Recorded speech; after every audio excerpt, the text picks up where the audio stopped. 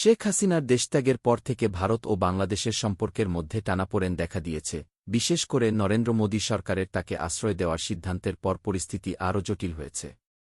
বাংলাদেশ যখন চীন ও পাকিস্তানের সঙ্গে কূটনৈতিক সম্পর্ক করছে, তখন ভারত ঢাকার উপর তার প্রভাব ধরে রাখার চ্যালেঞ্জের মুখোমুখি হয়েছে।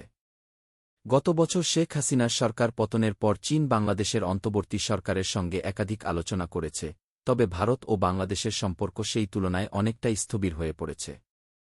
সম্প্রতি ভারতের পক্ষ থেকে শেখ হাসিনাকে আশ্রয় দেওয়ার সিদ্ধান্ত, ঢাকা থেকে তাকে প্রত্যর্পণের অনুরোধে উদাসীনতা এবং বাংলাদেশে হিন্দু সম্প্রদায়ের উপর কথিত সহিংসতার বিষয়ে ভারতীয় গণমাধ্যমের বিভ্রান্তিকর প্রচার, সব মিলিয়ে দ্বিপাক্ষিক সম্পর্কে আরও অবনতি ঘটিয়েছে।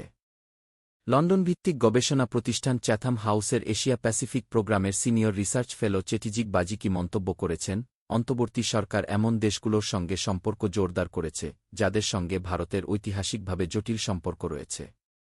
শুধু চীনই নয়, পাকিস্তানের সঙ্গেও সম্পর্ক বৃদ্ধি পেয়েছে, যা পারস্পরিক সন্দেহ আরও গভীর করেছে। এদিকে গত মাসে বাংলাদেশের পররাষ্ট্র বিষয়ক উপদেষ্টা তৌহিদ হোসেন বেইজিং সফর করেন এবং চীনের পররাষ্ট্রমন্ত্রী ওয়াং ইর সঙ্গে গুরুত্বপূর্ণ বৈঠক করেন।